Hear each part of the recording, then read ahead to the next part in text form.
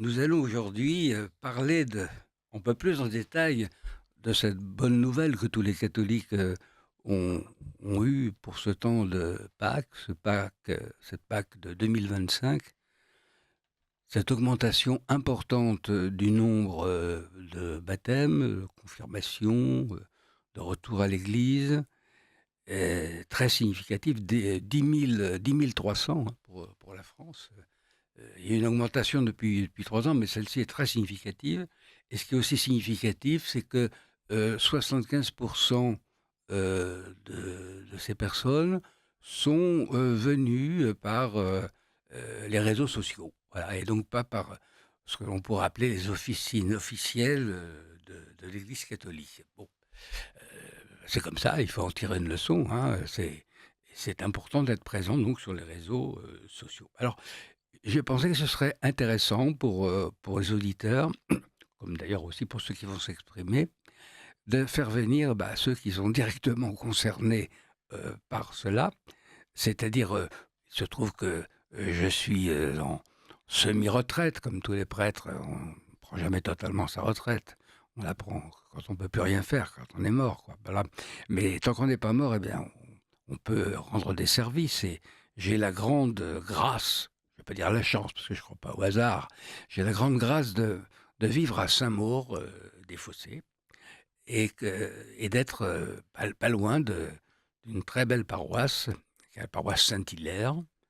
Euh, Très belle paroisse à tout point de vue d'ailleurs, parce que elle est riche spirituellement, c'est ce qui compte d'abord pour une paroisse. Il y a eu 6 baptêmes, je crois, n'est-ce pas? Et je suis entouré donc de membres de cette paroisse Saint-Hilaire. Il y a même une nouvelle baptisée, Marie, que nous aurons au téléphone tout à l'heure, qui sera aussi avec nous. Euh, Saint-Hilaire, en plus, c'est sous le patronage d'un grand saint, on pourrait dire docteur de l'Église, un père de l'Église, puisque c'est un défenseur du concile de Nicée, un défenseur de la Trinité contre l'hérésie arienne. Donc c'est très très important, hein, les noms des paroisses. Surtout quand il y a un passé, enfin, là, Saint-Hilaire, on, on- on est au début du christianisme. Et puis aussi sur ce fameux territoire de Saint-Maur, Saint-Maur-des-Fossés, qui a d'abord et avant tout une histoire religieuse. C'est intéressant de voir que même les autorités politiques le savent et qu'elles sont pour beaucoup d'ailleurs dans le maintien de certains souvenirs importants de Saint-Maur-des-Fossés. La première abbaye de Saint-Maur-des-Fossés a été bâtie en 639, rendez-vous compte, hein, en 639, et que elle a pris le nom de Saint-Maur parce que euh, Saint-Maur est un disciple de Saint-Benoît. Vous savez que Saint-Benoît, c'est le patron des moines. C'est lui qui a donné les règles monastiques pour toute l'Europe. Et Saint-Maur serait mort martyr à Rome. On ne sait pas grand-chose de lui. Mais on sait en tout cas qu'il avait reçu mission de Saint-Benoît de fonder des couvents en Gaule. Alors, il en a fondé un dans la vallée de la Loire. Il y a un Saint-Maur dans la vallée de la Loire. Et puis, alors, il y a ce Saint-Maur dit défaussé qui était. euh, qui, et cette abbaye, en tout cas, qu'on appellera d'abord l'abbaye des Fossés, avant qu'il y ait le nom de Saint-Maur, ce sera l'abbaye des Fossés, parce qu'elle était située dans un des méandres de la Marne, et que ça descendait à pic sur l'eau. Voilà. Et par ordre encore d'un roi mérovingien, on fera venir les reliques qui se trouvaient au Saint-Maur de la Loire à l'abbaye de Saint-Maur-des-Fossés. Et cette abbaye va avoir l'intérêt immédiat de, des rois mérovingiens et aussi des rois carolingiens. Et elle va être dotée de territoires immenses. Je vous simplement donner une idée, pour que vous voyez tout de même que c'est important.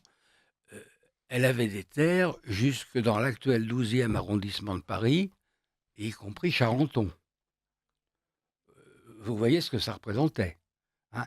et qu'en plus les abbés et de Saint-Maur étaient exemptés de toutes sortes d'impôts, et que les rois y ont veillé. Alors, il y a quel miracle là-dessous? Oh, ben, il y a quand même quelque chose tout de même. C'est que il y avait un sculpteur à Saint-Maur-des-Fossés, un dénommé Rumold, qui travaillait à une statue de la Vierge Marie, une statue de l'Apparition.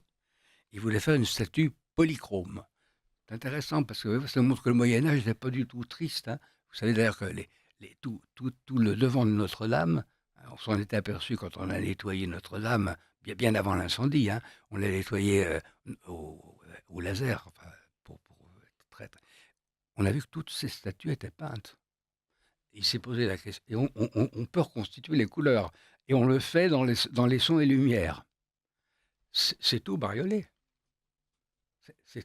Et donc, sa statue était polychrome.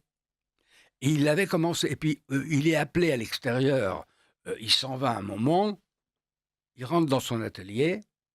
Et la statue est terminée. Voilà. C'est complètement terminée avec toutes les couleurs. Tout. Et c'est ce qu'on appelle une statue akeiropoiète, c'est-à-dire, c'est fait avec du grec, non faite de main d'homme. Et c'est cette fameuse statue, en 1064, hein, qui existe toujours et qui est dans l'église Saint-Nicolas. Voilà.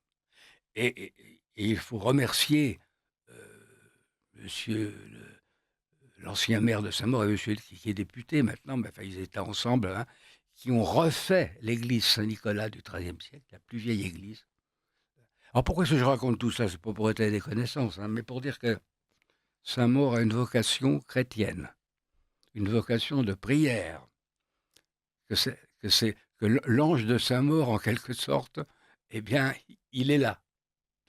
Et que par conséquent, c'est un lieu propice pour la foi et pour le développement de la foi. Alors voilà, vous êtes tous des enfants de ce passé, hein, vous avez quelque chose à voir avec ce passé. Il nous porte, il y a la communion des saints, nous y croyons dans l'Église, et je vais vous demander de vous présenter maintenant, chacun votre tour, pour expliquer pourquoi vous êtes là et ce que vous avez vécu à Saint-Maur. Alors, Moi, c'est Nicolas, Saint-Maurien de naissance. Je suis né à Saint-Maur, c'est ma ville de cœur. Je suis paroissien également sur l'église de la Varenne-Saint-Hilaire. Et j'ai participé au parcours Alpha en septembre 2024, car j'ai la volonté de faire ma confirmation. très bien. Alors, voyez-vous, par le parcours alpha, donc, c'est un parcours biblique essentiellement, hein, voilà. Ensuite, Alors moi, c'est Marielle. Donc, je suis nouvelle baptisée. J'ai été baptisée à la vigile de cette année et en fait, dans le cadre de la paroisse Saint-Hilaire, j'ai participé effectivement au parcours Alpha, qui était un parcours très porteur et très ouvert et très inspirant. voilà. Marie, je crois. Bonjour à tous, oui, moi je m'appelle Marie, je suis mariée, j'habite Saint-Maur-des-Fossés également, qui est, comme le disaient voilà, les autres, qui est très, comment dire, dynamique. Voilà, une paroisse très très dynamique de laquelle je suis fière de faire partie. Et j'ai fait partie de l'équipe encadrante du parcours Alpha dont parlaient tout de suite Nicolas et Marielle. Voilà. Et puis, alors, nous avons au téléphone une autre Marie. Si vous voulez vous présenter, vous nous Oui, entendez? bonjour à tous. Oui, bonjour. Alors, Oui, est-ce que vous m'entendez? oui, nous vous entendons. Vous vous présentez. Alors, comme vous l'avez dit, donc moi je m'appelle aussi Marie. J'ai été nouvellement baptisée comme Marielle, en même temps que Marielle à la Vigile Pascale. Et j'ai rejoint la paroisse Saint-Hilaire il y a environ 6 mois, lorsque j'ai déménagé de Paris, et donc du tumulte, du bruit de la ville. J'ai tout de suite senti un appel à m'enraciner dans une paroisse. et dans une communauté. Et donc, c'est ce que j'ai fait en rejoignant donc, la paroisse et la chorale en octobre de l'année dernière. Eh bien, voyez-vous, nous avons ce point commun, cher ami, c'est que moi aussi, je viens de Paris, je suis même né à Paris, et j'ai quitté ce tumulte parisien, même je pourrais dire pire, mais enfin, on va être charitable aujourd'hui. Et je suis arrivé le 5 octobre à Saint-Maur, et je me suis dirigé tout naturellement vers la paroisse Saint-Hilaire, compte tenu de sa réputation. J'y suis allé parce que je suis plus à l'âge où on fait des expériences. Je suis plutôt sur la fin, la fin de ma vie. Et les expériences, j'en ai fait assez comme ça.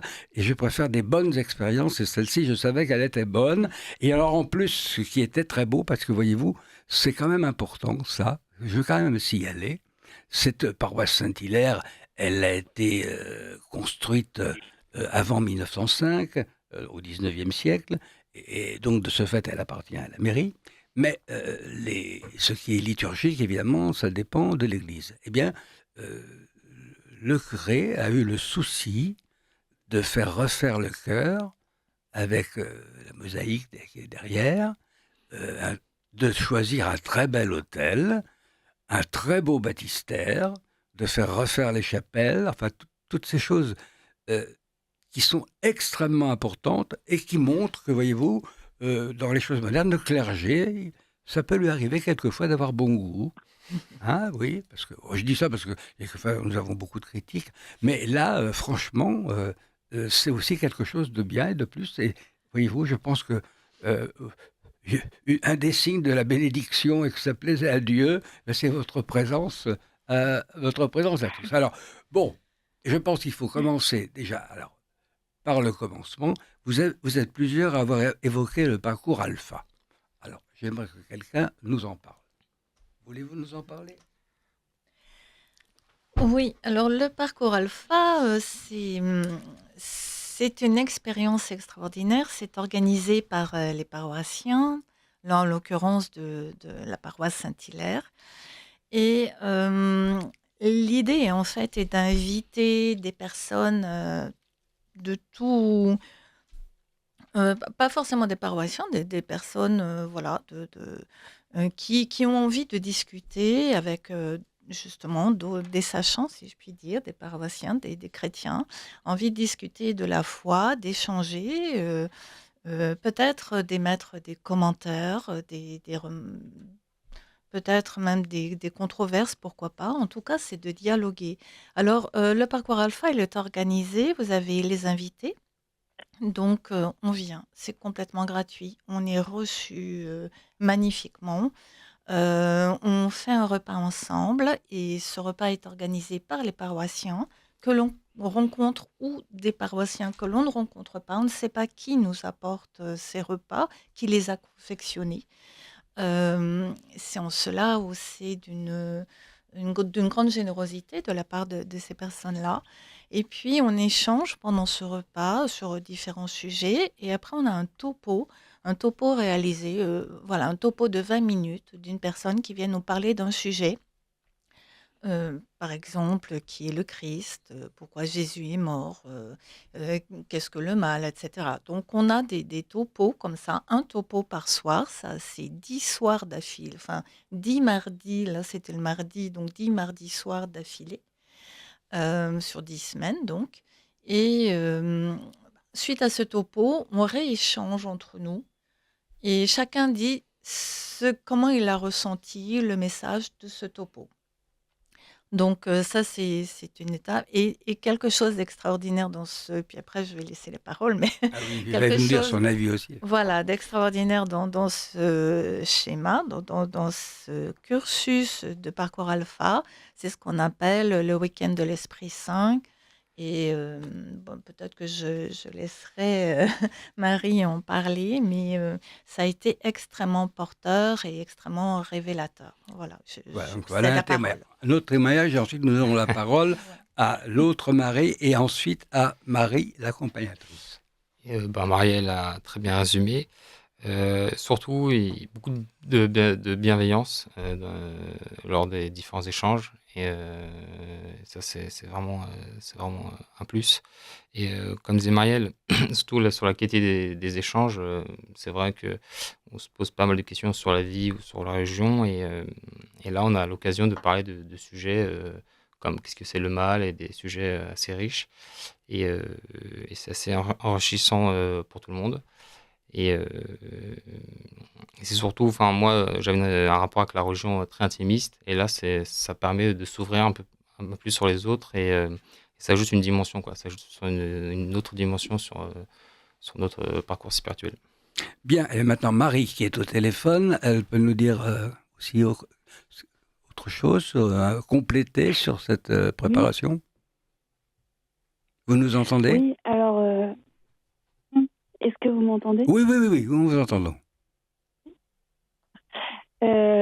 Alors, vous parlez du parcours alpha. Moi, je n'y ai pas participé parce que je suis arrivée un petit peu trop tard. Vous mentionniez la date du 5 octobre.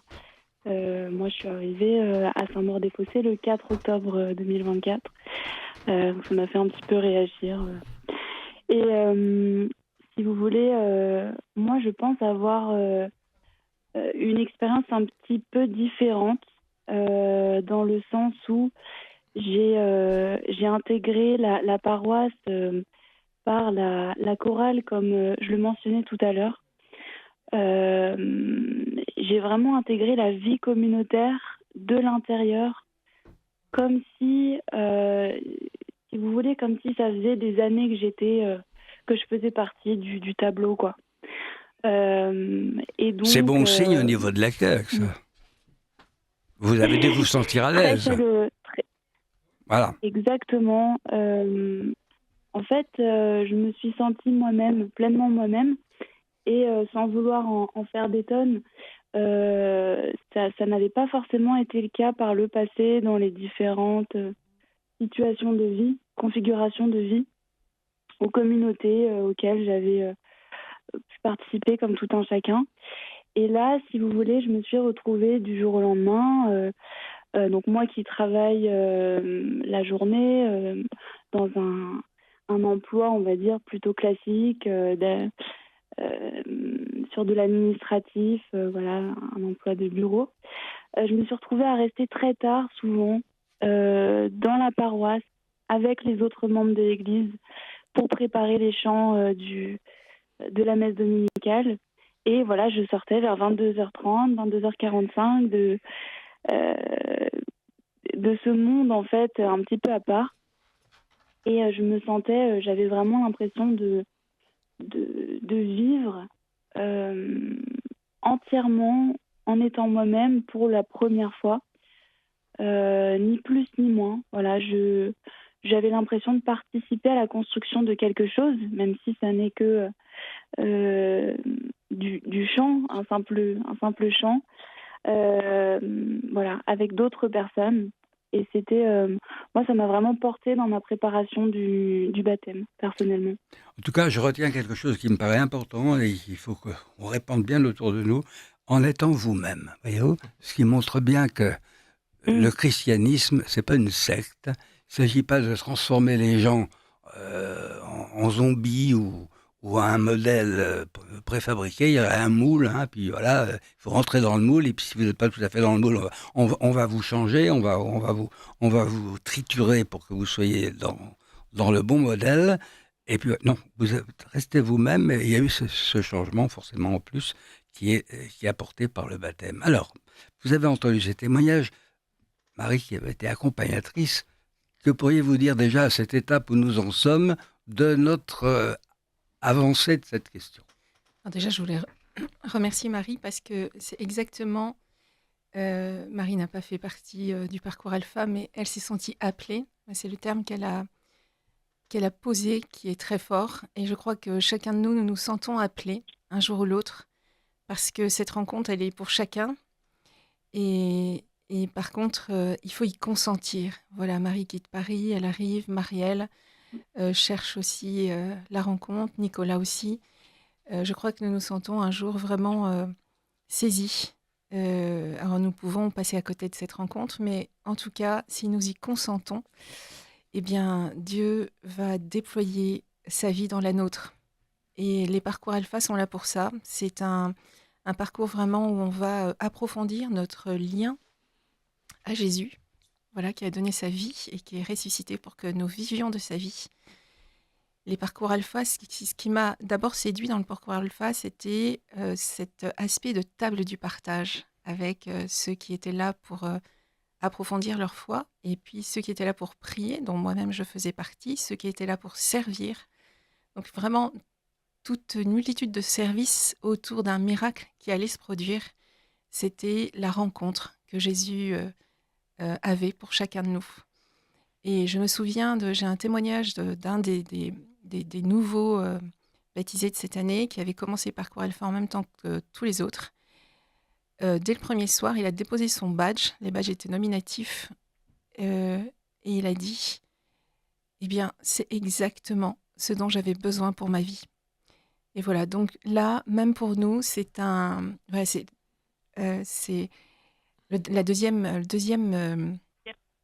deuxième commandement, c'est tu aimeras ton prochain pour toi-même. Donc si Comme toi-même. Tu aimeras ton prochain comme toi-même. Eh bien, le Seigneur nous invite à vivre cette parole, parce que quand nous avons comme ça quelqu'un qui sort et qui dit cette parole, qui dit voilà, il n'y avait pas d'autre endroit où j'aurais voulu être, eh bien, c'est déjà gagné. Voilà.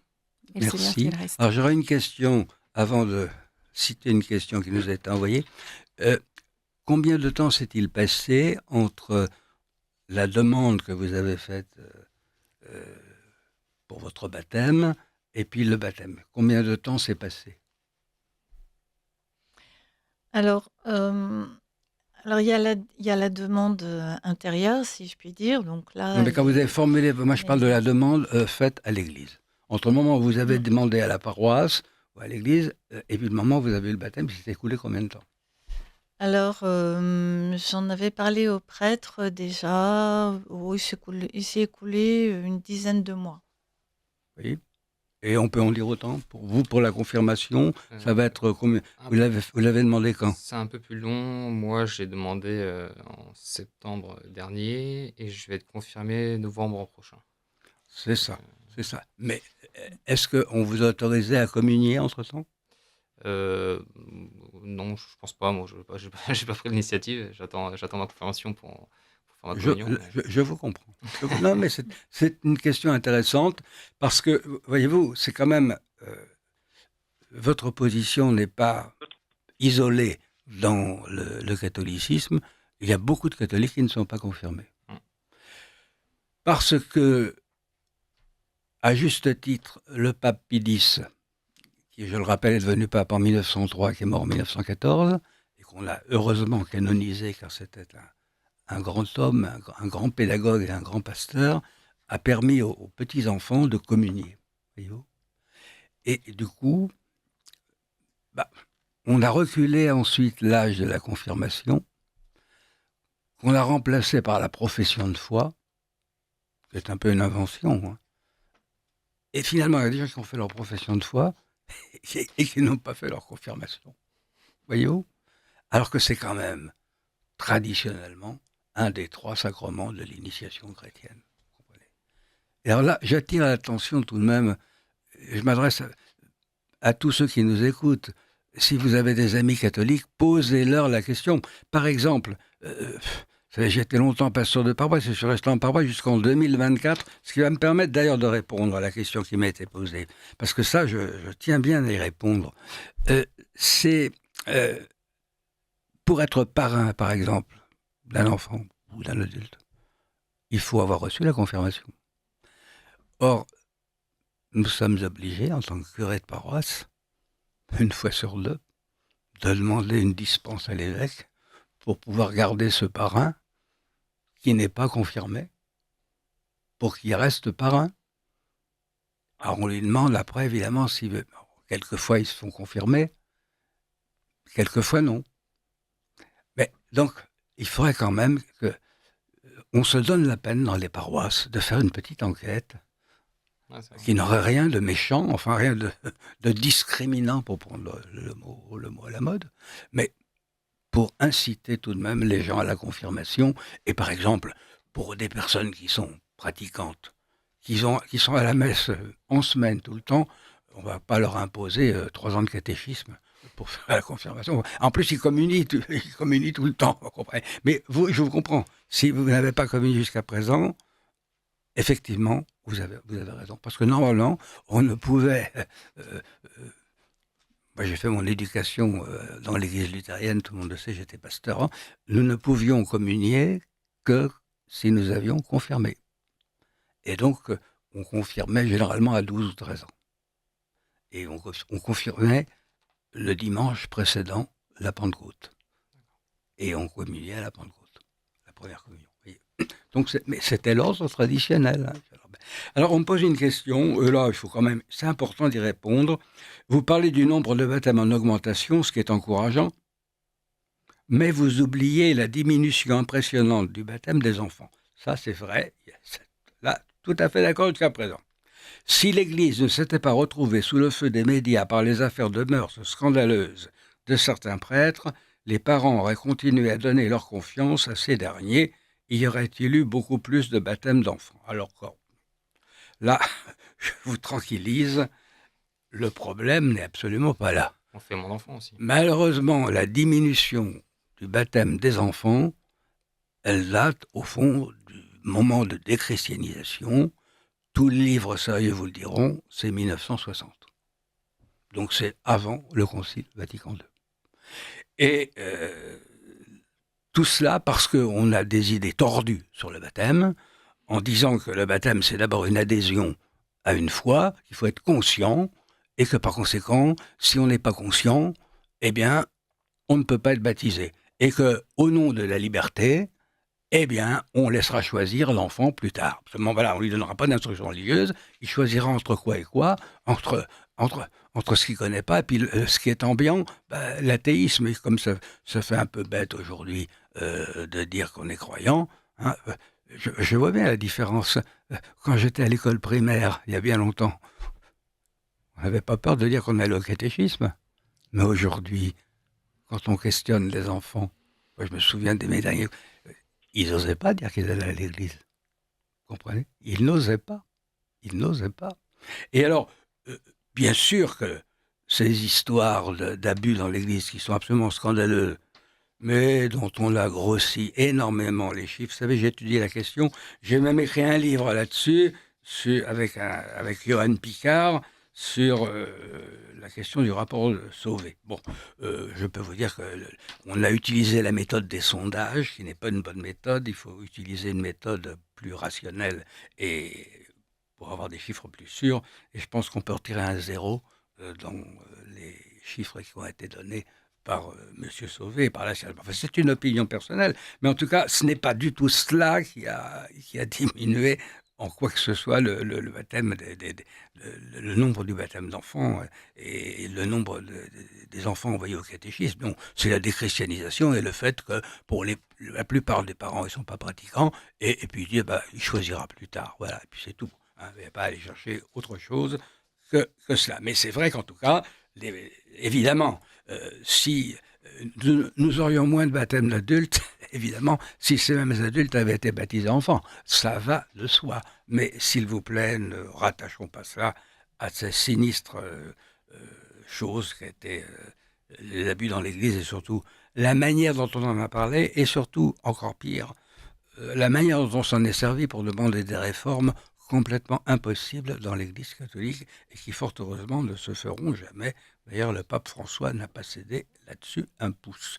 Et je suis absolument persuadé que son successeur fera de même, tout simplement parce qu'il ne peut pas, un pape ne peut pas faire ce qu'il veut et il ne peut pas changer la doctrine catholique. Voilà. Donc nous allons poursuivre sur cette question justement de l'accueil. Parce que nous étions plusieurs prêtres à nous réjouir, mais je vois bien la réaction, surtout des vieux prêtres comme moi, de dire, c'est très bien ces gens qui viennent, mais saura-t-on les retenir, saura-t-on répondre à leurs attentes? Alors, vous nous avez dit ce que vous avez reçu. Moi, j'aimerais bien que vous nous disiez maintenant ce que vous attendez de l'Église catholique et de la paroisse. Moi, personnellement, actuellement, je suis assez satisfait de la situation actuelle. Euh, Après, moi, ce que je vois, c'est qu'il y a beaucoup peut-être de croyants qui vont pas à la messe. Ouais. Il y a beaucoup de croyants qui vont pas à la messe. Donc, je trouve ça dommage que beaucoup de personnes ne vont pas au bout de leurs idées, de leurs ressentis. Donc, peut-être que l'Église pourrait. Parce que je pense qu'il y a beaucoup de gens qui attendent que ça, en fait, d'aller à la messe, de renouer, on va dire, avec leur religion, mais ils ne savent pas comment s'y prendre, ils ne savent pas comment y entrer. Et peut-être que l'Église pourrait ouvrir des portes, faire des communiqués un peu plus. Se faire peut-être plus raide, parce que, regardez, ce matin, c'était plein encore. C'était plein, je confirme, j'y étais, c'était plein. C'était plein, Saint-Hilaire. Hein. Bon, on ne peut pas pousser les murs. Vous me direz, on pourrait faire une deuxième messe. C'est vrai. Oui, ça arrivera peut-être, je le souhaite notamment. Ce serait bien qu'il y ait une messe du dimanche soir, parce que ça permet, je sais qu'à C'est- Paris, par exemple, je ça crois permet que à beaucoup de jeunes de... Je crois que c'est les jeunes. Les jeunes, ils vont plus le mercredi, je crois. Ils vont plus en semaine que le dimanche matin. Oui, mais il y a plusieurs possibilités. Et je crois que les horaires de messe, c'est une question importante. Il faut songer que moi, je suis né en 1944, hein, donc voyez-vous. Mais j'ai connu donc les églises pleines encore, mais des églises où il y avait plusieurs horaires de messe le matin. Voilà. Et on sait une chose, alors ça d'une manière certaine, ce ne sont pas par des projections comme dans le rapport de la SIAZ, ce sont des enquêtes très précises, que plus vous avez de messes, plus vous avez de pratiquants. Et plus vous diminuez le nombre de messes en faisant des regroupements de paroisses, comme on est obligé de le faire quelquefois, je dis bien quelquefois, par manque de prêtres, vous croyez que vous allez rajouter une communauté de 80 personnes à une communauté de 40 personnes? Eh bien non.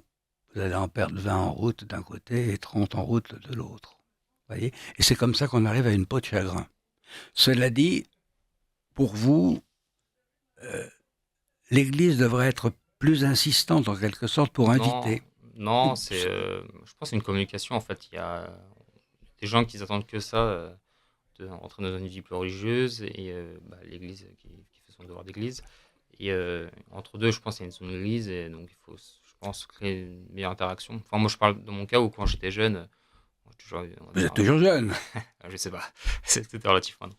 J'ai la trentaine.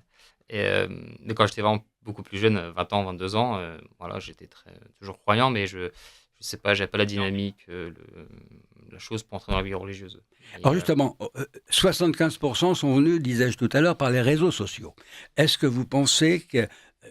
bon, il y a quelques personnes, moi j'ai un compte Twitter, bon, mais je vois d'autres collègues qui animent fort bien, d'ailleurs, je serais incapable de faire ça, sur TikTok ou sur... Il y a des choses intéressantes. Est-ce que vous pensez qu'on devrait plus travailler les réseaux sociaux? Oui, non, parce que moi, j'utilise les réseaux sociaux pour, quand je pose mes questions par rapport à la foi ou à la théologie, je consulte beaucoup de chaînes YouTube, etc. Mais justement, par rapport au parcours alpha, il y avait une vraie différence, le côté humain, plus spontané, ouverture. Et le parcours alpha, pour le côté, on va dire, réel et humain, m'a beaucoup plus enrichi que 4 heures de vidéo YouTube, quoi. Effectivement, parce que là, vous avez un échange. Cher ami, alors vous, qu'est-ce que vous attendez? Et puis, alors, deuxième question, j'aimerais bien aussi que vous me disiez pour les réseaux sociaux. Mais d'abord, vous, ce que vous attendez de l'Église, et en particulier de Saint-Hilaire, où vous êtes, qui est quand même une paroisse accueillante, hein, d'après ce qu'on entend là. Oui, c'est une paroisse, je dirais plus qu'accueillante, c'est-à-dire, par exemple, au parcours alpha, moi, j'y allais pour avoir un peu plus de connaissances et finalement, c'est un enseignement de la foi que j'ai eu, ne serait-ce que par l'attitude des accueillants, par leur écoute, par leur empathie, par leur capacité de dialoguer, voilà. Donc, c'est cette ouverture-là que je n'avais jamais ressentie auparavant Je me suis fait baptiser donc assez tard dans la vie et voilà, je me suis sentie membre de cette paroisse malgré ma situation de non baptisée. Je pratiquais pas régulièrement. Bon, je commençais quand même à aller à la messe, voilà, depuis quelque temps, depuis quelque temps seulement. Alors ce que j'attends maintenant, c'est, eh bien, de continuer ce dialogue, cette recherche, de la parole pour être capable de la donner, à mon tour. Et Nicolas, tout à l'heure, parlait d'un besoin de créer le lien entre la société civile, entre, peut-être des catholiques qui sont pas pratiquants et qui pourraient le devenir parce que c'est un enrichissement énorme que de finalement de pratiquer, d'aller à la messe, de contribuer à une paroisse. Et cet enrichissement, euh, il est sans limite. C'est-à-dire qu'on peut faire, enfin voilà, énormément de choses et c'est très très porteur, c'est très constructif, ça nous donne un sens, j'allais dire un sens de fou pour dans la vie. Et donc, moi, ce que j'attends maintenant, c'est d'acquérir un petit peu plus d'éléments encore, un peu plus de je dirais, de messages pour être sûr de ne pas les déformer quand moi-même j'irai euh, chercher le dialogue avec des personnes qui ne sont pas encore dans la paroisse, celle-là ou une autre en tout cas, qui ne sont pas encore pratiquants. Et de leur démontrer dans mon métier ou par mon attitude de tous les jours, hein, tout l'intérêt en fait de la foi catholique et toute la dimension, la grandeur de cette foi. Marie, qui nous écoutait, qui était reliée avec nous par le téléphone. Alors, qu'est-ce que Oui. vous allez nous dire là-dessus? Alors, écoutez, moi, ce que j'attends, je vais répondre directement à votre question, Oui, bien ce que sûr. j'attends de la paroisse. Alors, ça a un petit peu évolué. Si vous voulez, initialement, j'avais une attente d'une personne un peu seule, un peu myope, un peu perdue. Je voulais déjà partager tout simplement, trouver des personnes avec qui partager pour donner vie à ce que moi j'avais lu dans la Bible. Je voulais donner vie à cette parole et voir comment l'appliquer, avoir des exemples, si vous voulez, de personnes qui appliquent cette parole concrètement dans leur quotidien. Donc ça déjà, c'était initialement, il y a quelques mois, c'était mon attente, on va dire. Et puis aujourd'hui, ça c'est venu en fait un petit peu organiquement. Je pense que j'ai pris un petit peu de recul, j'espère, et j'attends de la paroisse qu'elle soit comme un foyer, d'initiative, que ce soit à la fois un lieu physique et spirituel, qui permettent aux différentes initiatives de s'épanouir, de se développer, aux actions caritatives, d'être le lieu de regroupement des scouts. On peut penser également au parcours alpha, à la chorale, voilà, comme une famille en fait, comme une maison.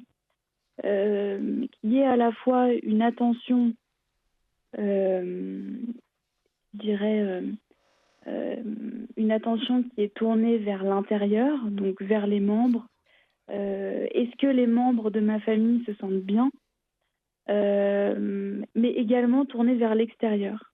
C'est-à-dire que on se soutienne les uns les autres, on se fasse la courte échelle pour essayer toujours d'aller faire le bien à l'extérieur et de répandre que, si vous voulez, que tout l'amour et le bien-être que nous, on ressent en grande quantité de par cette connexion qu'on a tous ensemble et au Christ et à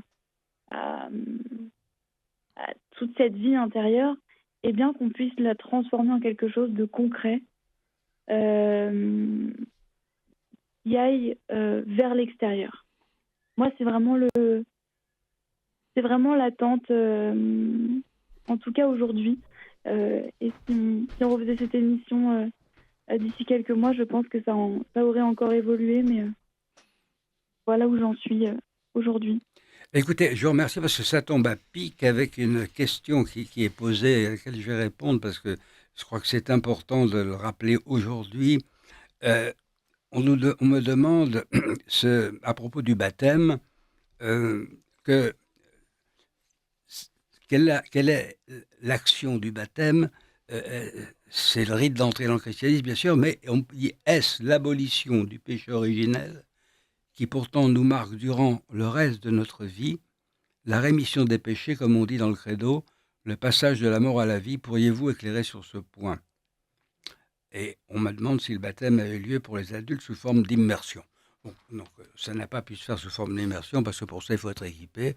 Et l'église Saint-Hilaire a beau être très bien équipée, elle n'a pas prévu de piscine pour l'instant, mais on est aussi bien baptisé par aspersion que par immersion. Mais ce que je voudrais dire, en tout cas très fortement, et je crois que je remercie la personne qui a posé cette question, il faut absolument bien dire ce qui a toujours été la doctrine de l'Église catholique, que le baptême délivre du péché originel, même si nous péchons toute notre vie. Et c'est vrai que ce n'est pas évident et que ça a posé des questions aux premiers chrétiens qui se sont dit, si je commets un péché après le baptême, alors là, je suis fichu. C'est pour ça qu'on s'est fait baptiser sur son lit de mort au début. Comme ça, on était à peu près sûr de... Voilà. Et que les pénitences, les premières pénitences pour les péchés graves, pouvaient durer des mois et même des années avant qu'on puisse communier. Et qu'il faut attendre le 7e siècle pour que des moines irlandais pratiquent la confession comme nous la pratiquons. C'est-à-dire qu'on vous écoute en confession, on vous absout, on vous donne un acte de contrition, mais on vous absout d'abord, c'est l'absolution qui vous permet de communier. Voyez-vous ? Mais donc, c'est vrai que c'était un mystère. Hein ? Vous êtes mort au péché, mais le mystère, je dirais, il est dans Saint Paul. Hein, au chapitre 6 de l'Épître aux Romains, il dit « Vous êtes mort au péché ». Il emploie un verbe grec alaoriste qui veut dire « Vous êtes mort une fois pour toutes ». Bon, alors on s'apprend. Et ensuite, il nous dit de travailler à être pur et à combattre le péché. Et comme me disait notre professeur de dogmatique, c'est comme si une maîtresse de maison disait à sa femme de ménage, voilà, vous nettoyez tout, vous avez tout bien nettoyé, c'est tout propre, c'est parfait, eh bien maintenant retirez les poussières, retirez ceci, retirez cela. C'est le paradoxe. Pourquoi ? Eh bien parce que le péché originel est une maladie tellement grave que quand on en est guéri, et on en est véritablement guéri par le baptême, eh bien il y a des traces. Il y a des traces. Et qu'on peut retomber, mais qu'il y a cette possibilité de la miséricorde de Dieu. Un peu comme Saint Pierre, vous savez, qui veut aller à la rencontre de Jésus qui marche sur les eaux, et Jésus dit, allez, viens. Et bon, mais il est plein de foi, il y va, mais voilà que le vent se lève, que les vagues sont plus hautes, et qu'il a peur. Et parce qu'il a peur, il commence à couler. Et il dit, Seigneur, sauve-moi, et Jésus lui tend la main. C'est ça la vie chrétienne. Que saint Paul a admirablement résumé au chapitre 7 de l'Épître aux Romains. Je ne fais pas le bien que je veux, mais je fais le mal que je ne veux pas. Et vous savez que ce chapitre 7, il a donné lieu à des tourments de tous les théologiens, y compris saint Augustin, qui ont changé des fois 2-3 fois d'avis sur son interprétation. Voyez-vous ? Bon, donc, je vous invite à le relire. Chapitre 7 de l'Épître aux Romains, c'est la condition chrétienne, la condition humaine. Alors oui, en tout cas, c'est la raison pour laquelle nous baptisons aussi les petits-enfants. Le péché originel est vaincu par le baptême, de même parce que tout simplement, nous mourons et nous ressuscitons avec le Christ. Et que la mort et la résurrection du Christ, au fond, le baptême est un rite initiatique. Et c'est bien pour ça que le christianisme a pu se répandre facilement à l'époque de saint Paul. Parce que les Romains ne croyaient plus à Jupiter, à Junon, à tout ça. C'était des cultes officiels, mais qui n'avaient plus grosse importance. Ce qui intéressait les païens, c'était une rencontre plus directe. C'était les cultes à mystère. Mystère d'Isis, d'Osiris, voilà, où on mourait avec le Dieu, on ressuscitait avec lui. Puis saint Paul, lui, quand il est arrivé à Athènes, par exemple, il dit vous êtes très religieux. Hein? Il était fou de rage de voir toutes ces idoles, mais il a su contenir sa rage. Il a dit il y a une statue au Dieu inconnu. Il avait repéré ça. Et comme il avait oublié d'être bête, eh ben, il leur a dit avant, je vais vous parler du Dieu inconnu.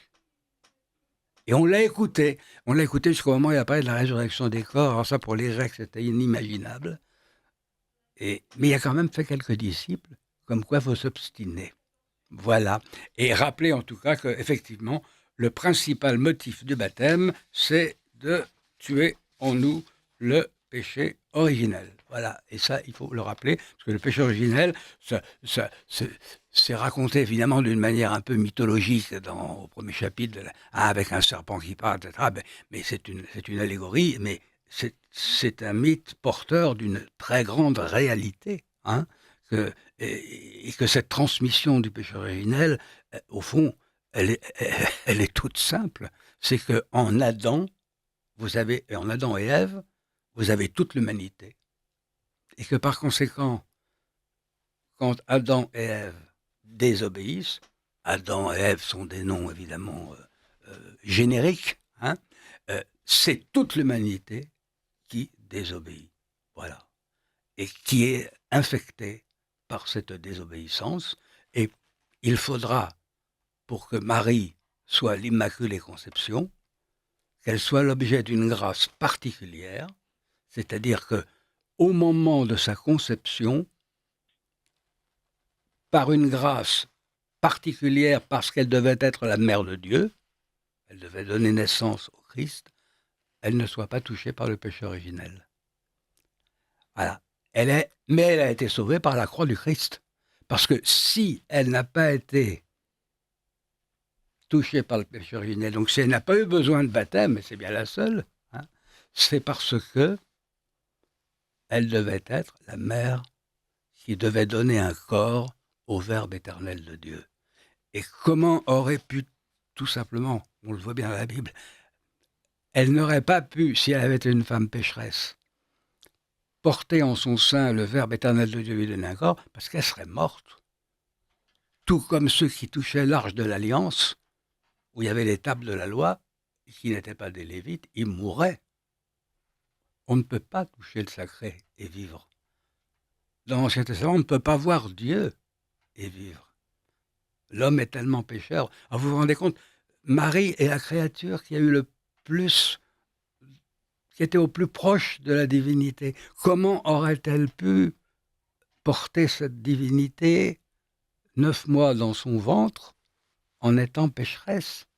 Mais c'est impossible. Ça va contre tout ce que dit la Bible. Et donc l'Immaculée Conception, même si elle n'est pas expressément dite dans la Bible, est une vérité fondamentale de la foi chrétienne. Et il est heureux que l'Église catholique, c'est la seule Église qui en ait proclamé aussi clairement le dogme. Malheureusement, il a fallu attendre 1854, mais c'était déjà avant quand même dans l'esprit d'un certain nombre de papes, mais ça serait trop long à expliquer ici. Pourquoi on a attendu 1854 pour définir le dogme de l'Immaculée Conception. Mais en tout cas, je tenais à le dire aussi au moment, à propos du baptême, que le baptême fait partie des sacrements nécessaires au salut. Ceux qui ne sont pas baptisés seront-ils sauvés? Ça, c'est une autre question. Ça ne regarde que Dieu et je ne suis pas Dieu. Je ne peux pas répondre à cette question.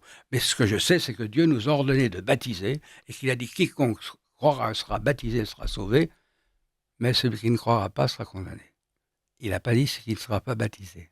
Donc, voyez-vous, il y a un mystère. Hein, donc, je ne suis pas à la place de Dieu et les prêtres ne sont pas là pour dire un tel est en enfer. On peut dire avec l'Église que quelqu'un est bien heureux, hein, que quelqu'un va au ciel, mais on ne peut pas dire qu'il est en enfer.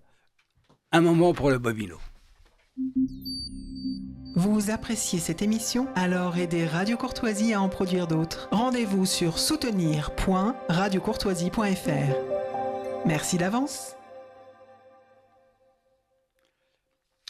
Bien, alors, en tout cas, nous avons vu au travers de des différentes attentes qu'il y avait quand même cette idée que parce qu'on était dans l'Église, parce qu'on était chrétien, ça devait apporter des modifications dans la vie. C'est comme ça que vous les avez accueillis. Et peut-être que vous pourriez aussi, puisque du coup la paroisse intrigue. Alors comme vous dites, moi je suis quand même récent à la paroisse, et j'y ai ressenti un certain nombre de choses, bien sûr, mais je préférerais que quelqu'un comme vous, qui est plus ancienne dans la paroisse, quand même, vous la connaissez depuis plus longtemps que moi. Oui, enfin, Que pardon, pas si longtemps que ça, mais j'avoue que, enfin, je dois dire que c'est une paroisse qui m'a attirée par son dynamisme, par le franc-parler aussi de notre curé. Vraiment, j'avais besoin de ce cadre pour ma vie. Et j'avais besoin de cadre pour ma vie. Ce même curé a accompagné mon mari actuel. Donc nous sommes mariés depuis 2 ans. Eh bien, m'a demandé d'être sa marraine. Ça aussi, ça a été un chemin pour moi qui était fabuleux. Et donc la paroisse Saint-Hilaire a ce site particulier qu'elle appelle. Moi, je trouve que vraiment, Marie en a bien parlé, Marielle aussi. Il y a cet appel à vivre autre chose que vous pouvez vivre, que la paroisse vous invite à vivre en son sein. La deuxième étape, c'est la rencontre. Alors, que pouvons-nous faire pour que tous ceux qui sont loin, qui sont non pas égarés, mais qui sont en recherche, puissent puiser? J'avais tout à l'heure, en vous entendant, Père Viau, dans le cœur, cette belle image de la Samaritaine qui arrive au bord du puits et à qui Jésus demande de lui donner à boire. Et bien, je crois que cette image, elle est pour chacun de nous, parce que d'abord, Jésus est là pour nous demander à boire. Et en fait, c'est lui qui va nous proposer l'eau de vie. Et bien, lorsque nous faisons ce pas vers la paroisse, vers l'autre, vers la parole aussi, lorsque nous ouvrons notre Bible pour approfondir notre foi, eh bien, je crois que vraiment, nous nous sentons appelés à ce que cette rencontre se déploie dans notre vie. Vous avez parlé du dogme de l'Immaculée Conception. Pour moi, la notion de dogme, c'est vraiment, en tant que catholique, en tant que chrétienne, c'est vraiment de se dire, je n'y comprends pas grand-chose, mais j'adhère.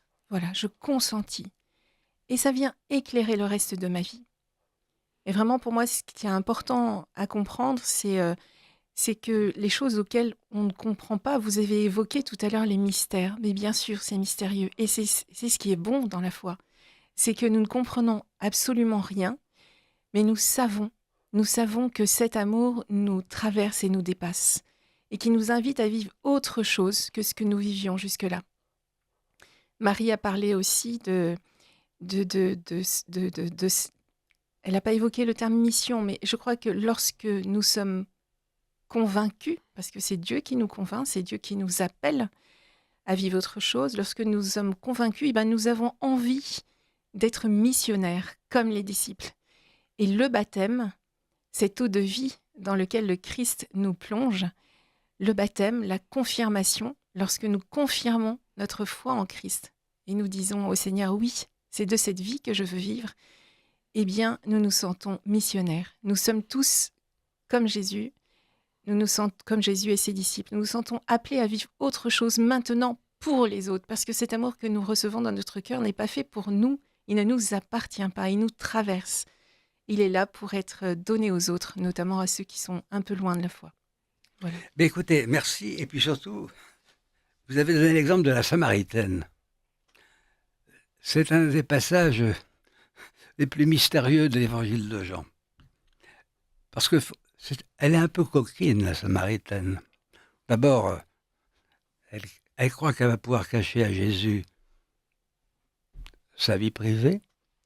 Et puis, en fait, elle le brave quand elle lui dit « Ah, toi, t'es juste, tu demandes de l'eau, mais t'as rien pour puiser. » Et puis, tu n'as rien pour puiser. Hein? Or, ce puits, je ne sais pas si c'est celui-là vraiment, mais on vous fait visiter quand vous allez en Terre Sainte, il a une caractéristique. c'est que l'eau est très profonde. Elle n'est pas... Et il faut vraiment, non pas seulement avoir une louche, mais il faut un seau avec une corde très profonde. Mais attendez, c'est encore plus sûr que ça. C'est qu'il y avait toute une légende sur le puits de Jacob. Quand un prophète était devant, l'eau montait toute seule.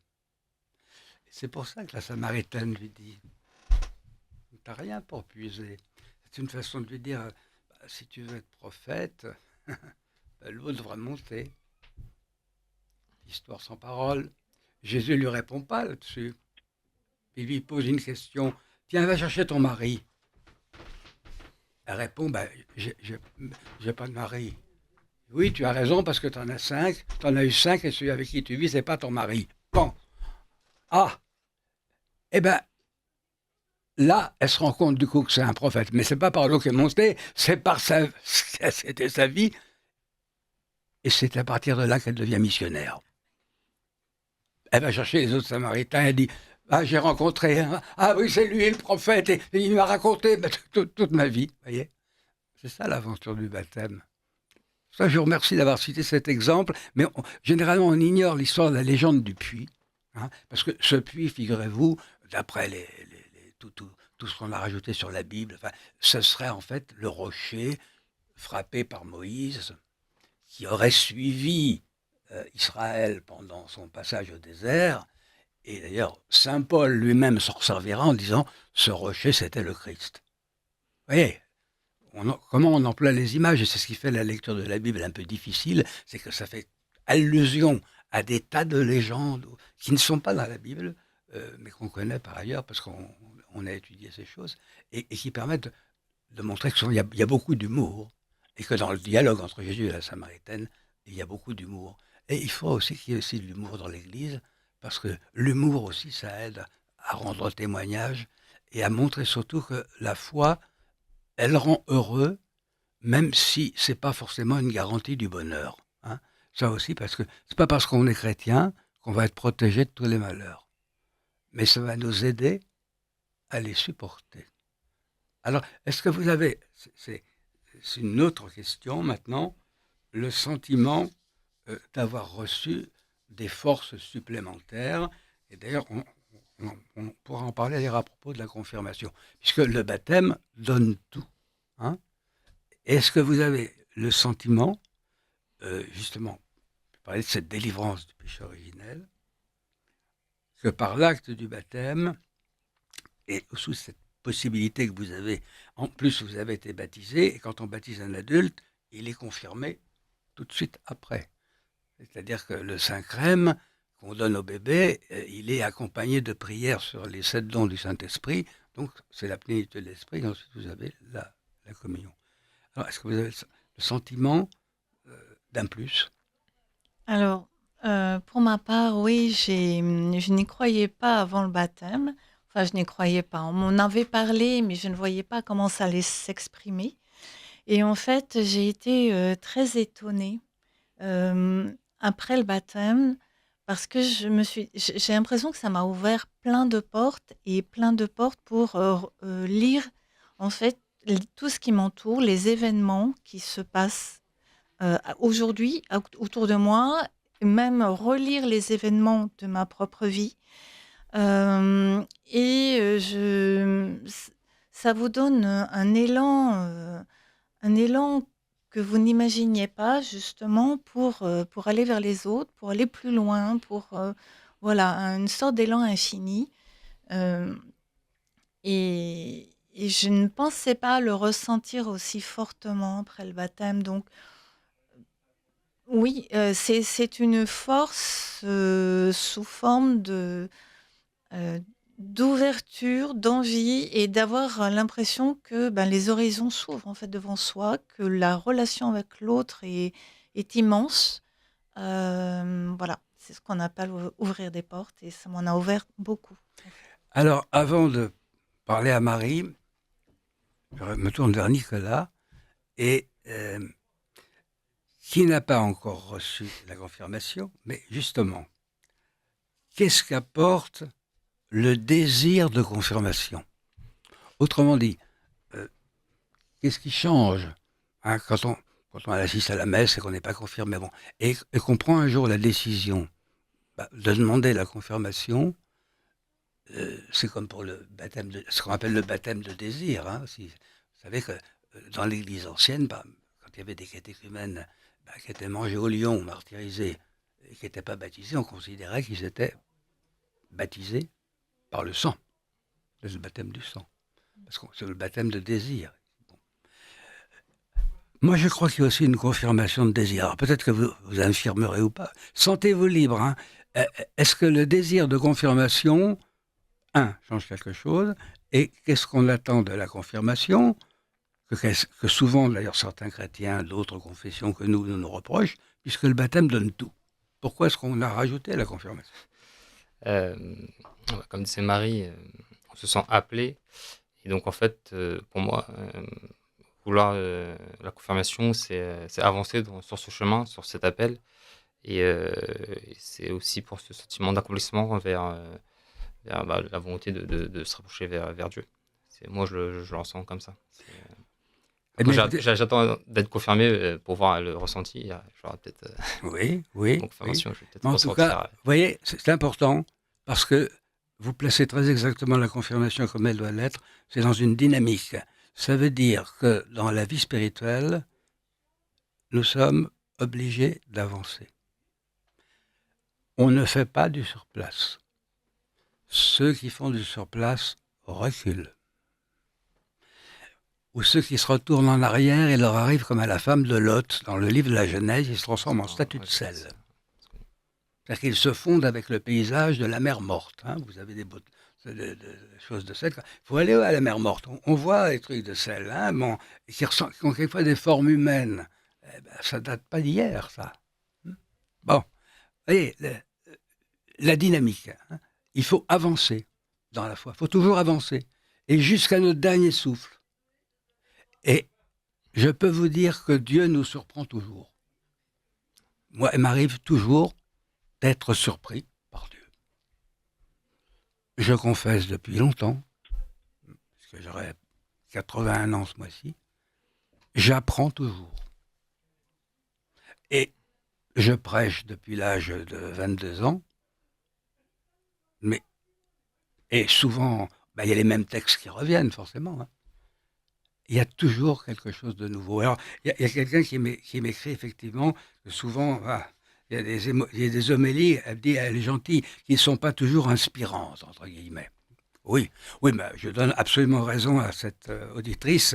Il y a même des homélies qui sont tellement peu inspirantes que les gens les ont complètement oubliées. Alors, je me souviens, il y a 20 ou 30 ans, on a fait une enquête à toutes les sorties de messe à Paris et d'églises protestantes, j'étais pasteur à l'époque. Qu'est-ce qu'il a dit, monsieur le curé, dans son homélie, ou monsieur le pasteur? Très peu de gens étaient capables de répondre. Alors, c'est grave. Hein, c'est grave parce que l'homélie, c'est quelque chose de fondamental. Marie, alors qui vous écoutez, vous, qu'est-ce que vous avez ressenti, justement, après le baptême? Vous qui nous avez justement parlé de ce que vous attendiez, donc on voit bien que pour vous, c'est clair que c'est une nouvelle naissance, le baptême. C'est pour ça que j'ai enchaîné tout de suite sur la question du péché originel. Alors, concrètement, quel ressenti après, dans la vie de tous les jours et dans l'Église? Moi, j'ai cette image en tête. J'avais Oui. On ne vous entend pas là. Oui, on ne vous entend pas. Vous avez un souci avec son téléphone. Bon, alors on va reprendre ici. Bon, oui, vous avez parlé effectivement à propos de la paroisse de l'homélie. Une homélie, effectivement, ça se prépare. Moi, quand j'étais au séminaire, on nous disait toujours il faut préparer l'homélie. Vous prononcez votre homélie le dimanche, bon, mais vous mettez à l'autre homélie dès le lundi. C'est-à-dire, il ne s'agit pas de l'écrire complètement, Mais il fallait en faire l'exégèse du texte, il fallait préparer. Et puis ensuite, il faut savoir qu'une homélie, c'est pas d'abord un commentaire biblique, c'est une actualisation de la parole de Dieu. C'est-à-dire que le prêtre doit comprendre le texte et ce que veut dire. C'est pour ça qu'il a fait des études de théologie. Et ensuite, il doit l'actualiser. Et ça, évidemment, c'est l'exercice dangereux. Parce que on est obligé de prendre des exemples de la vie courante. Quelquefois, ça nous fait frôler des questions politiques. Et que voulez-vous? Vous savez, moi, depuis de 2018 à 2024, j'étais membre de la pastorale des funérailles pour le diocèse de Paris. Nous étions en pleine crise du Covid, je l'ai connu. Comment voulez-vous que je n'évoque pas les conditions sordides d'accueil dans certains services publics, les conditions sordides dans lesquelles, dans les EHPAD, on a laissé mourir de vieilles personnes en leur interdisant de voir leurs enfants et de recevoir le dernier sacrement, alors on m'a reproché de faire de la politique. Mais je pense que j'aurais été le dernier des lâches si je n'avais pas dénoncé ce manque dans les services publics. Parce que c'était quand même une belle tradition française. Hein. Moi, je me souviens très bien de la grippe asiatique en 1968-1969. C'était une forme de SARS, moins méchante peut-être, mais qui a tué beaucoup de monde. Mais on n'a jamais confiné personne. Jamais. Rien ne s'est arrêté. Parce qu'il y avait un service public. Regardez le nombre de lits qu'on a fermés. Alors, est-ce que c'est faire de la politique que de se plaindre du nombre de lits qui ont été fermés et des économies qu'on a voulu faire avec la peau des gens? Et surtout, quand il a fallu faire des choix pour intuber ou ne pas intuber, où ce sont les plus vieux qui ont droit, allez, disons-le, à l'euthanasie avec une intraveineuse de Rivotril. Et c'était les infirmières qui devaient faire le choix. Vous pensez que ces gens-là n'ont pas été traumatisés? Vous pensez qu'un prêtre catholique doit se taire? Moi, je ne veux pas en faire partie à ce moment-là, s'il faut se taire. Hein? On n'est pas autant de l'Union soviétique avec la Pravda. Ça veut dire la vérité, la Pravda. Il n'y avait qu'un seul journal. Voilà. On n'est quand même pas arrivé là en France. Enfin, je ne crois pas tout de même. Bon, Marie, est-ce que vous êtes en ligne avec nous? Vous nous entendez? Voilà, parce que nous parlions là du problème de l'homélie. Hein, et c'est vrai que nous avons à Saint-Hilaire un prêtre qui sait actualiser la parole de Dieu. Voilà, et on s'endort pas en l'écoutant. Ben oui, mais ça compte beaucoup. Et puis on sait ce qu'il a dit. Voilà. Et il n'a pas peur de le dire. Et il a raison. Et je l'incite à continuer. Voilà. Alors Marie, dites-nous. Dites.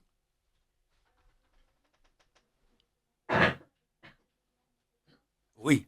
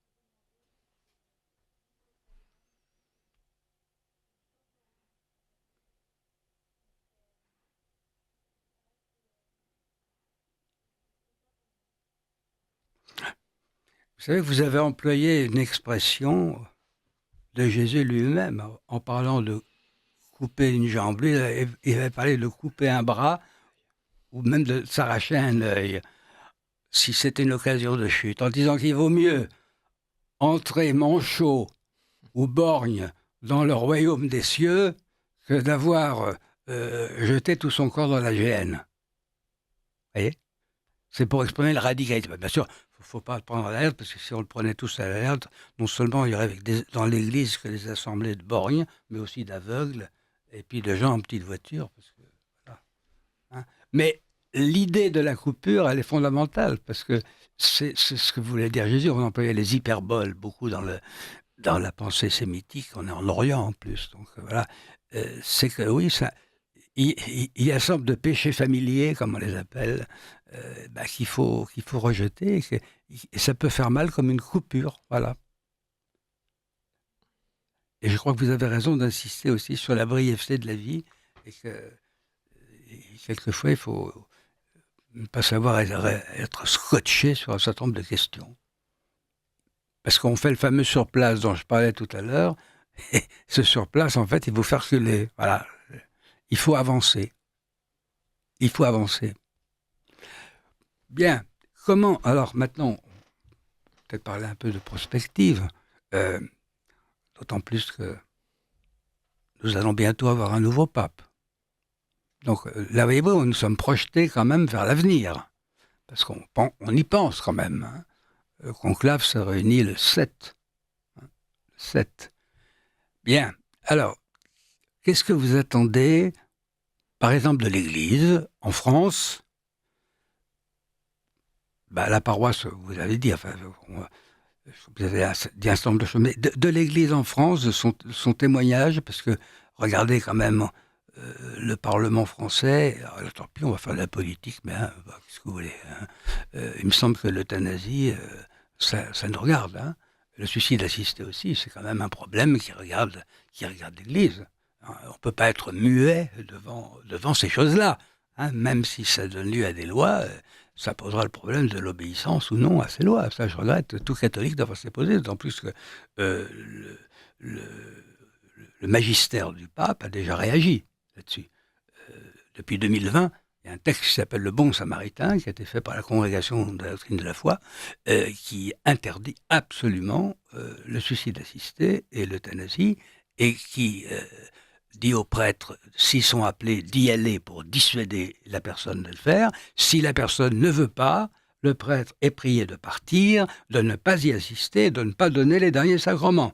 Donc il y a forcément un problème qui se posera, c'est celui des obsèques religieuses. Mais ça, c'est aux évêques qu'il appartiendra de nous dire ce qu'il faut faire. C'est une position d'évêque et pas de prêtre. C'est pour ça que, pour l'instant, moi, je ne dis rien, j'attends. Je suis discipliné. Alors voilà, devant ça, qu'est-ce que vous attendez ? Alors, je vais poser la question à chacun. Qu'est-ce que vous attendez de l'Église catholique en France, de son témoignage, et puis du nouveau pape ? Nicolas. Lourde de questions. Qu'est-ce que j'attends de donc l'Église de manière générale Oui, l'Église en France, de son témoignage, devant tout ce qui nous arrive. Hein. Je pense que ça concerne, on va dire, les deux parties. Hein. C'est en tout cas un dialogue soit renoué, on va dire, avec l'Église et l'ensemble des médias, parce que j'ai l'impression niveau communication, c'est pas limpide. Et surtout, il y a une espèce de connotation par rapport à l'Église qui nous renvoie sur une image très, très conservateur, très, très obscure, peu ouvert, alors que c'est totalement faux. Ça fait longtemps que j'ai pas eu des conversations aussi ouvertes et tolérantes qu'au parcours alpha, aussi enrichissantes.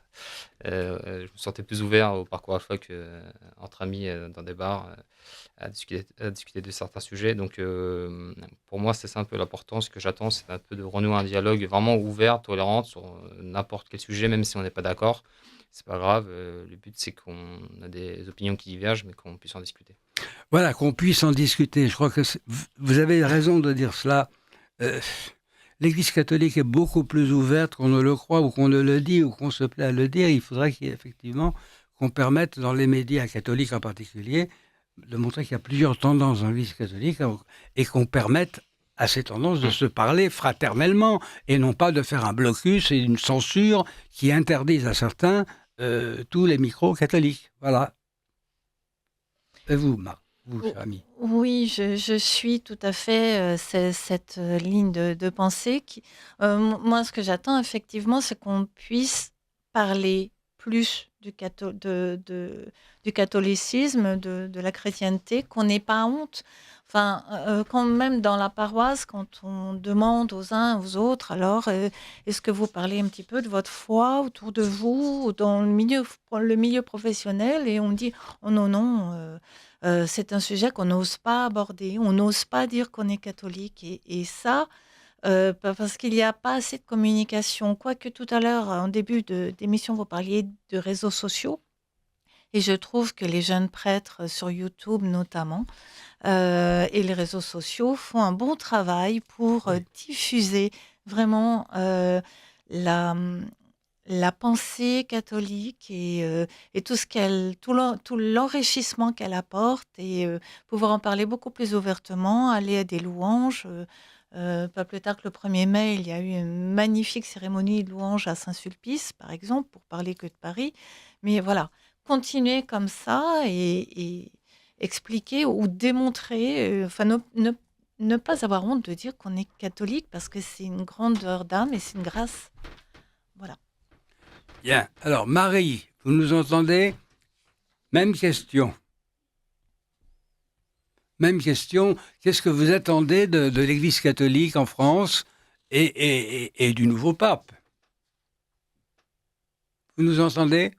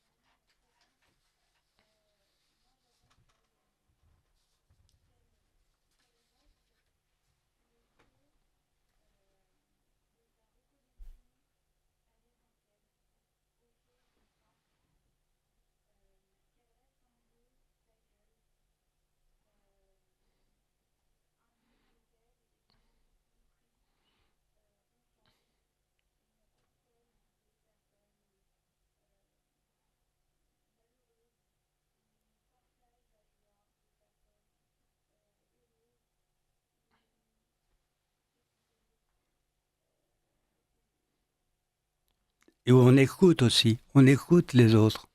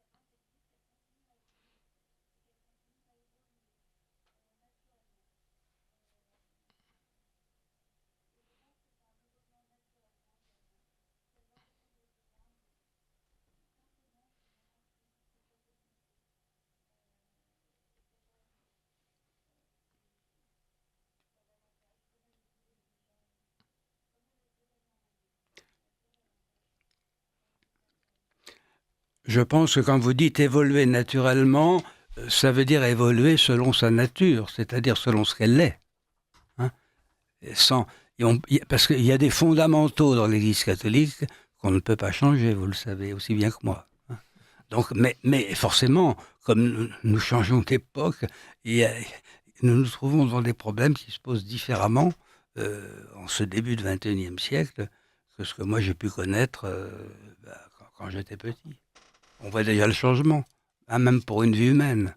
Hein, donc voilà, il faut comprendre. Il faut comprendre, par exemple, qu'on a beaucoup reproché au Concile Vatican II de ne pas avoir voulu condamner certaines erreurs, mais parce qu'il s'était dit, et il avait raison, mais il faut avoir vécu cette époque, hein, que un concile qui serait terminé par des condamnations, qu'il soit anathème, en 1965, ça passait pas du tout.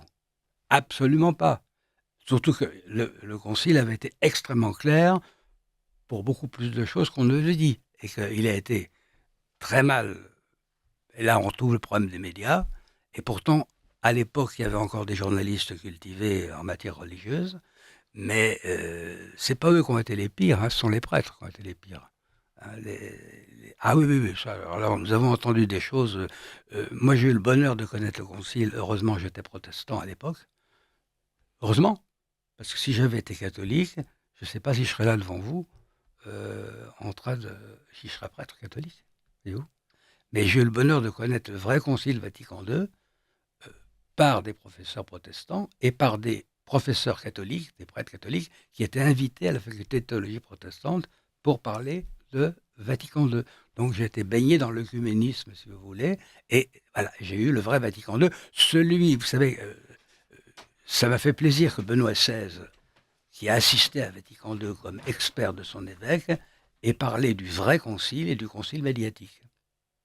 Et en disant que les Français, malheureusement, et comme beaucoup d'autres, n'ont eu droit qu'au concile médiatique et pas au vrai. Donc, vous voyez, donc l'Église, à Vatican II, elle évoluait naturellement. Et il n'y a pas une Église d'après Vatican II, une Église d'avant Vatican II. Non, c'est la même Église, mais qui se trouve à une autre époque, mais qui n'a rien changé à sa doctrine, qui n'a rien trahi de sa doctrine, et qui reste fidèle au catholicisme et à ce qui était et à l'Église de Pierre et des apôtres. Voilà. Alors, j'ai encore une question sur les questions de l'affaire de Bétarab, les abus. Je voudrais quand même dire une bonne fois pour toutes à nos auditeurs que ces affaires-là, bien entendu, elles sont extrêmement désagréables, mais vous remarquerez qu'on en rajoute beaucoup dans la presse, et à force d'en parler tout le temps, on a l'impression qu'il n'y a que ça dans l'Église. Vous voyez qu'à chaque fois, il se passe quelque chose à Bétarab, mais non, mais c'est exactement la même histoire qu'on vous ressort comme un disque qui recommence, et ainsi de suite, et ainsi de suite. Alors, non, le problème, il est autre, je dis, depuis 1960, et comme l'a dit quelqu'un, l'antichristianisme, il a commencé avec la Révolution française, on en a subi pendant 2 siècles, on ne l'a pas vu venir, et on n'a pas vu qu'un jour serait de tristes conséquences. Maintenant, on s'en rend compte, Dieu merci. Eh ben, il faut en tenir compte, et puis tout simplement proclamer la foi chrétienne, et continuer à accueillir. Quelles sont vos réactions, vous qui avez accueilli, comment est-ce que vous pourriez conclure au fond sur cela? Ah oui, ben, c'est très bien qu'on se pose la question de qu'est-ce qu'on attend de notre Église. Moi, je voudrais poser, je voudrais que chacun de nous posions la question de qu'est-ce que nous attendons de l'Église, mais qu'est-ce que nous pouvons faire pour notre Église. Parce que c'est le pape François qui disait que chaque homme, chaque femme avait le devoir d'inviter ses frères et sœurs à recevoir, à rentrer dans ce courant de grâce qu'est l'Esprit Saint. Donc, s'il vous plaît, si vous attendez de votre Église qu'elle vienne à vous, ça ne se produira pas. Mais vous, que pouvez-vous faire pour votre Église? Comment pouvez-vous vous engager? Comment pouvez-vous faire vivre une Église forte? Parce que nous avons besoin d'une Église forte. Je suis d'accord de partir en périphérie, mais il faut absolument que chacun de nous revenions à la source. Voilà, la source de notre vie, pas seulement de notre baptême, mais de notre vie, de ce souffle de vie qui a été déposé dans le sein de notre mère. Ce qui fait de nous, ce qui fait de chacun de nous des engagés. Voilà, je vous invite vraiment à tous revenir à la source. Et que pouvez faire pousser la porte de votre église, rencontrer votre curé pour savoir ce que vous pouvez faire et comment vous pouvez vous engager. Et c'est pour moi là l'église de demain. Merci, ce sera notre conclusion.